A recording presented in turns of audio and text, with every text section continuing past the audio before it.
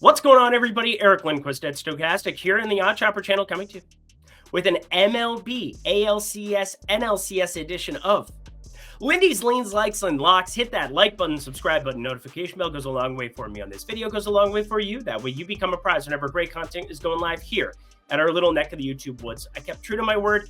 MLB Lindy's, any 2-game slate. We fire these ones up, friends, but we're to the part of the season where it's a lot of single game stuff, and thus, well, this has a chance to be the last MLB Lindy's of the season. We need game 6s, game 7s. Hopefully that's in the cards here because I like extra baseball, but hopefully not because of the play that I have for you right off the get-go here for all of you lovely people who have checked out MLB Lindy's all season long. I'm feeling a little under the weather. I'll work through it here, though. We got Bet365 we'll talk about later at the midway point, but first off, Tails, if you want to get my MLB plays no matter what day of the week it is, 50% off using your code Lindy50. Using my code Lindy50, I'm out of it. $10 first week, $25 for your first month. Would love to have you guys there talking daily picks, talking premium Discord, talking pick'em for the pick'em people as well. It's a great time. Plus, we've been pretty darn profitable through these playoffs. Hopefully, the Metsies can do a little something here now that they're down 2-0. But we have first to 3 Mets. That was an interesting market. But go into some deeper than normal markets here to find some value for the people over in Tails. And if you want to join my premium Discord and daily picks, that is, again, Lindy50. Would love to have you there. Alrighty, y'all. We got 2 games on the slate here for Thursday. I'm looking forward to it. You're looking forward to it. Early baseball, 5 p.m. Eastern time, 2 p.m. Pacific. We're starting it up with the Yankees at Cleveland. Producer Jacob, let's get to the picks. We got Clark Schmidt going up against Matthew Boyd, and I gotta say, I'm a little bit uncomfortable when it gets to this time of the season when you're talking pitcher props. You might have noticed, I haven't been on a pitcher prop at all, besides like an odd outs one here or there, but I think this is the time. I think this is the dance. Live every moment, leave nothing to chance, especially if you're Cleveland down 2-0 in this series. It is game 3, and you got Clark Schmidt on the mound. Now, Clark Schmidt, when healthy, has been just fantabulous this entire season. There's no doubt about it. Love everything he brings to the table. 2.90 ERA, can't talk, 1.18 whip. Overall, though, pitch count, what are we looking at for him here? 75 against Pittsburgh in that last outing of the regular season. And then he had a long, pronounced break, like 11 days between starts. He goes out, 71 pitches, put himself in a little bit of a jam against Kansas City, and they went bullpen, ended up cleaning that one up 3-2. He doesn't get the win for it there, doesn't get the decision. But Clark Schmidt, 71 pitches.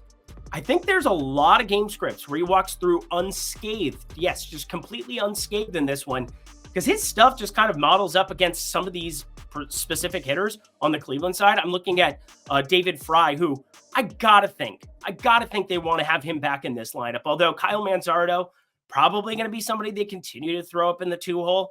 Maybe they demote him because he's just been a strikeout machine. But as I look through everything with Clark Schmidt, I get a little bit uncomfortable considering the over is really, really grading out well for me at 4.5 strikeouts. However, Matthew Boyd also makes me very uncomfortable because we saw him on normal rest after pitching against Detroit there in game 1.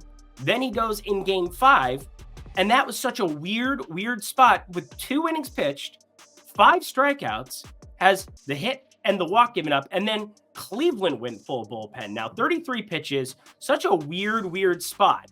There was nothing injury-wise with it. There was nothing problematic with it, but it was just kind of a decision that Cleveland got away from. Now, I would say, Eric, well, they're going to do the same thing. They need to absolutely win this baseball game. Yeah, they do. But Matthew Boyd gives them a really good chance, and this bullpen hasn't been as airtight in the middle sections. In fact, they haven't even gotten to Clase here. We haven't even gotten an opportunity for him to go out and make a difference in a baseball game in this series yet. So, I mean, maybe there's chances where they maybe just start utilizing him earlier in like leverage spots. I think that that's very live to happen because Cleveland needs to throw the entire kitchen sink here to win this baseball game. And yet, I don't see how you don't back the Yankees. Brought this up in game 2 when we were on the Yankees run line there. Ended up cashing that plus 135 over at FanDuel. This is minus 110, minus 112, just about every single book.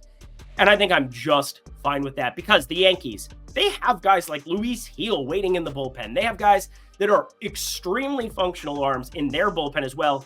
And they have a lineup that had yet to really explode. And Aaron Judge, first home run of the playoffs there last time out in the game 2. Said if he starts showing up, this is going to be a very difficult team to top.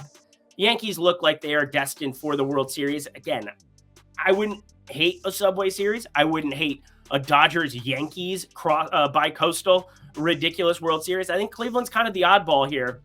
Not saying that dictates into my handicapping whatsoever, but what does is the Yankees are better in almost every single regard outside of closer. And Luke Weaver, despite giving up a solo shot there to Jose Ramirez, has been pretty nails in that role throughout these playoffs. So we're going to be backing the Yankees money line as a like.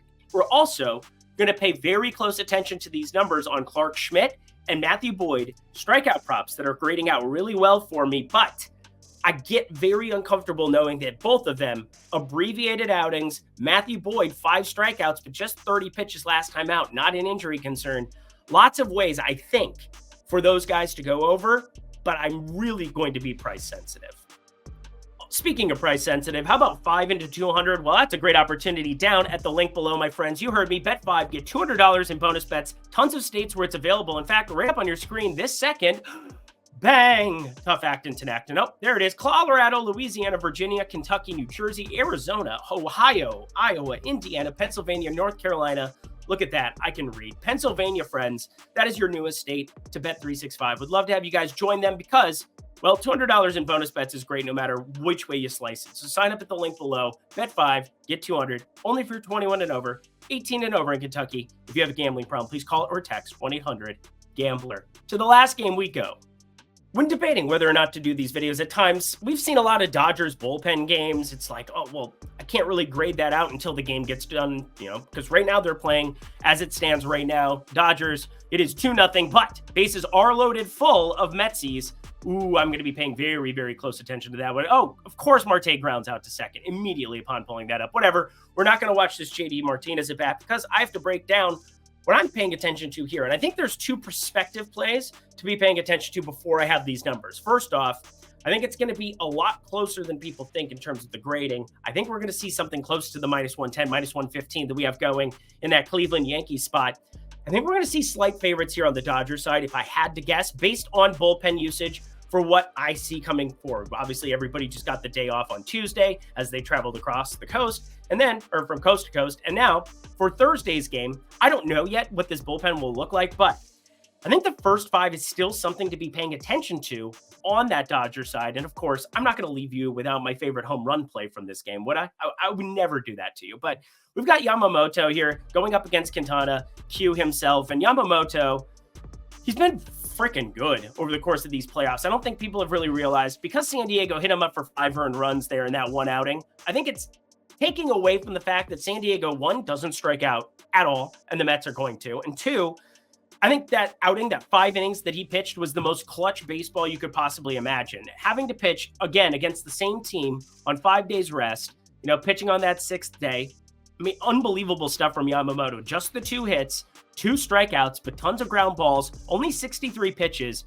They could lengthen him out if need be here, but that'll definitely come down to what the bullpen's looking like. And yet, I think Yamamoto, every single situation, if they're down 2-1 and the Dodgers are absolutely needing to win this baseball game, lots of ways that Yamamoto puts himself in a jam, and they'll play the platoon game. They'll bring in a lefty for Nimmo. They'll do specific things of that regard just to try to win a bit. It's everything against the wall here, plus the travel days, things of that nature. You want to be paying attention to it. As for Q on the other side, Jose Quintana, I don't really think you can understand how good he's been for the Mets these postseason as well.